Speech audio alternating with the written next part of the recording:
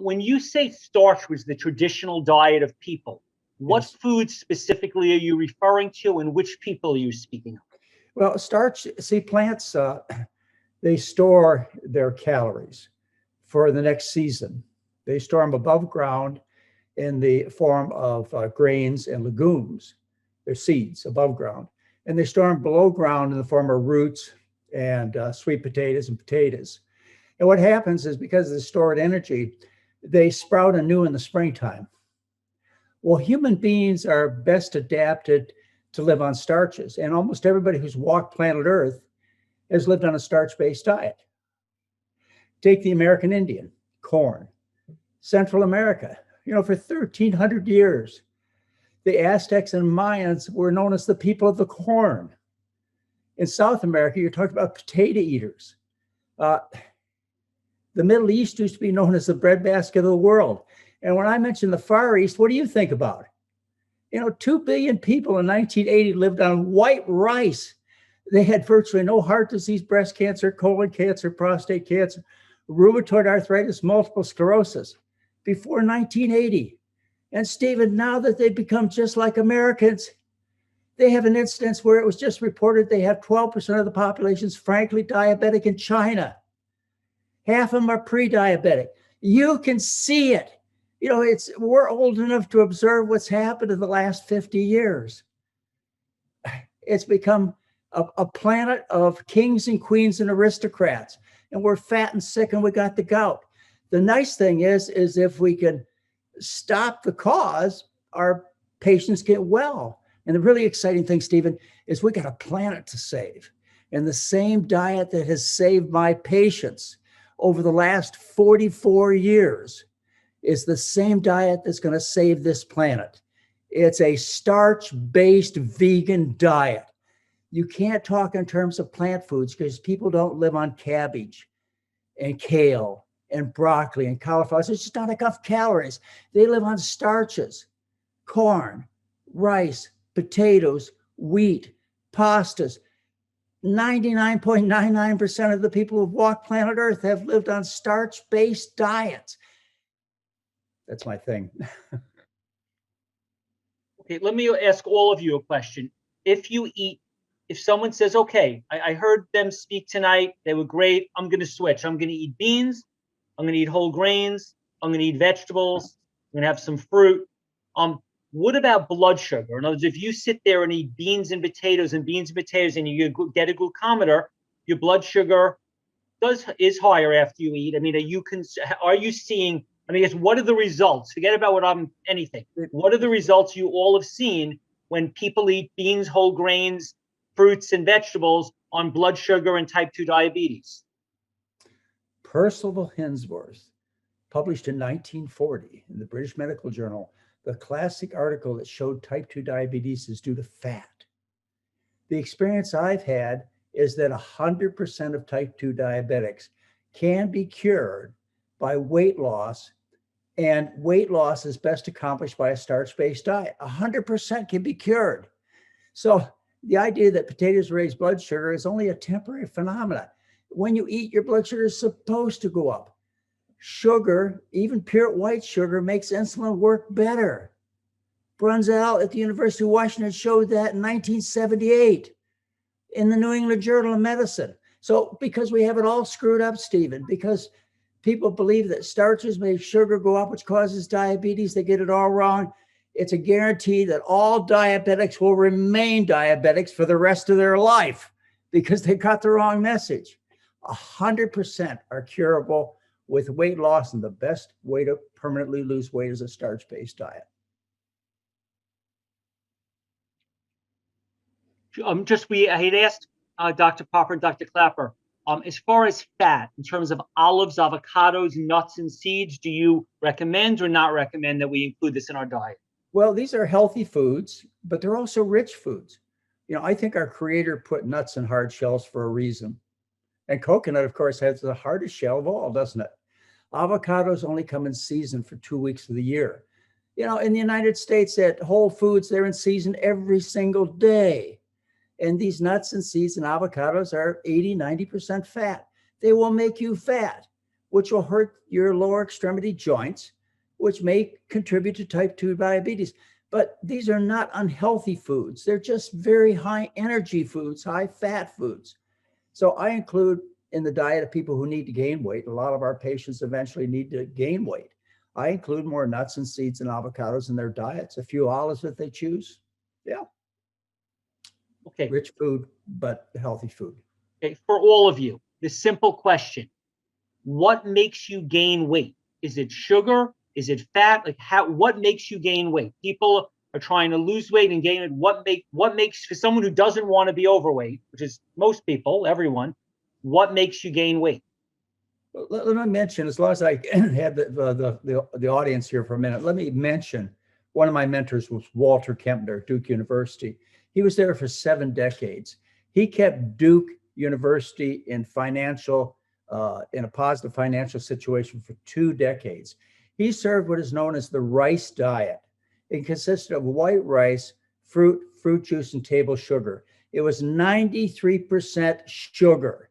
And he was curing back then, as you can cure today, type 2 diabetics with that kind of diet. Now, it doesn't mean it's the healthiest diet in the world.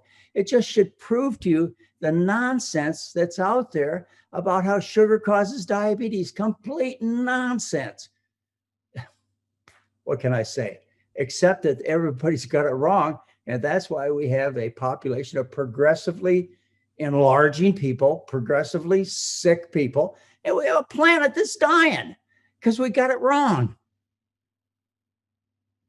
And when you say this, are you saying this as a researcher, or are you saying this with someone with practical experience, who you've had people right in front of you and you've consistently seen their weight and their diabetes, their obesity and their diabetes disappear following this exact advice? At 3 levels. I've taken care of 12,000 patients personally.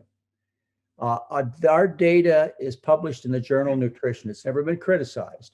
There's data on 1,703 people that we published, and nobody was left out.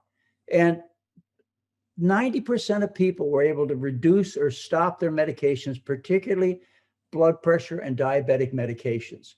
Plus, the scientific literature is loaded with information.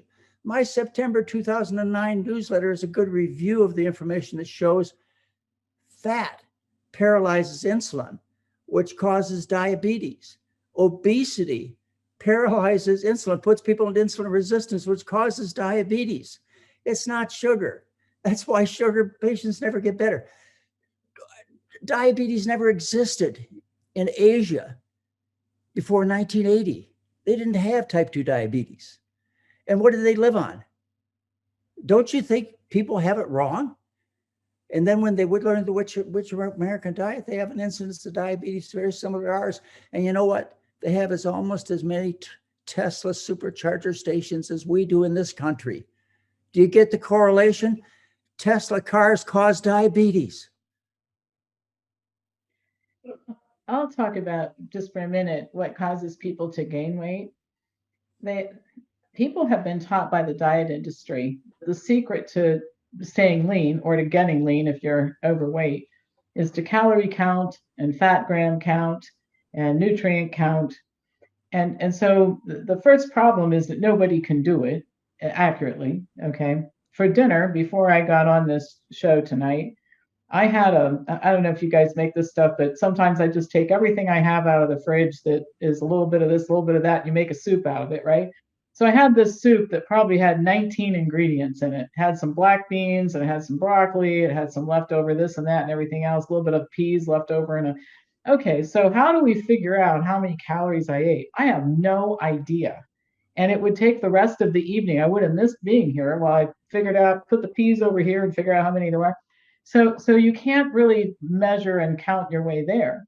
And then they don't understand calorie density. And we've talked a lot before Dr. McDougall got here about oils, and we talked about avocados and nuts and this sort of thing. So people don't understand calorie density. And it's very easy to eat a plant-based diet even and have the same macronutrient makeup of your diet as when you were eating cheese, pizza, and buffalo wings, right? Just as much fat, just as much protein, and not enough carbohydrate. And so one of the things that we try to help people do is to get into an eating pattern that doesn't require so much thought. All right. Contrary to popular opinion, I don't think about food all day long. I just make sure that in my house, there's nothing here that I can hurt myself with. So if you've got a bottle of salad dressing that has 120 calories per tablespoon because it's got oil in it, you've got to be very careful how much of that stuff you put on your salad. What I put on my salad at dinner, it has 7.5 calories per tablespoon. So if I went crazy and drank the whole bottle, I can't get fat. All right. I can't gain weight. So if people learn how to do this, there's a cracker, this grocery store that I buy my stuff from. They have a cracker. 5 crackers has 70 calories and 5 grams of fat. Well, I've never eaten 5 crackers in my whole life. All right. I'm going to eat 15 crackers. All right. That's a ridiculous amount of fat. So what you have to teach people is to buy, if you're going to eat crackers, you buy very low fat crackers. Hummus. There's a hummus that's in every grocery store in the Midwest. 2 tablespoons have 70 calories and 5 grams of fat. I've never had 2 tablespoons of hummus in my whole life. All right. So everybody's going to get fat and gain weight eating that kind of stuff. You buy the fat-free hummus that just chickpeas with seasonings and red peppers or whatever else you're going to put in it. You can eat the whole package. It's 180 calories and no fat. All right. So I think that if people start to understand calorie density of food, and they know how to focus on the stuff you can eat as much as you want of, and get away from this trying to calculate your way to success. All right. Make your house so you can't mess it up. In fact, I've got a video on our members website called A Tour of Dr. Pam's Kitchen. And I just had somebody come in with a camera on their phone and just walk through and show how the whole house is set up so that I can't hurt myself, no matter how much food I eat tonight when I get off of this session, right?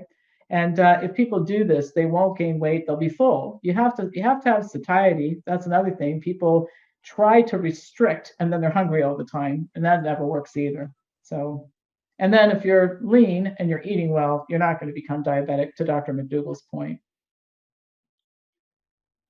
And if you're looking for some science behind weight gain, one factor, not to drive yourself nuts over it, and this is only for people trying to lose weight. If you're already lean, do not pay attention to what I'm going to say here.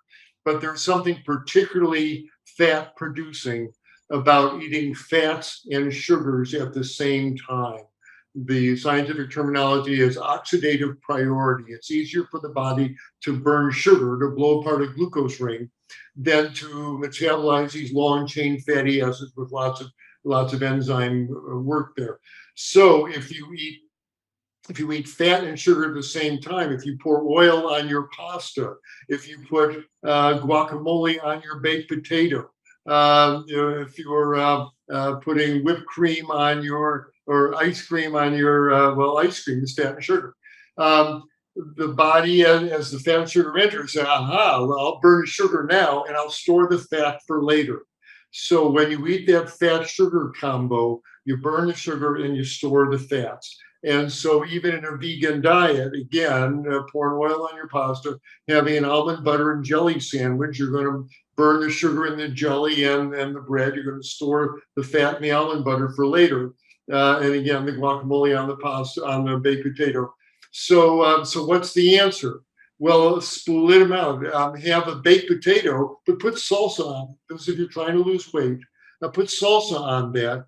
You can have avocados, but put that on the salad for dinner, a few hours later. Don't be eating them at the same time. Now, I don't want to drive everybody nuts over this, but in general, when you see that fat sugar combo and all vegan baked goods, every vegan donut, every vegan, that's fat and sugar. That's what's holding, there's fat holding that the sugar together in the donut and the piece of coffee cake there. It's that fat sugar combo that gets you. And so as Dr.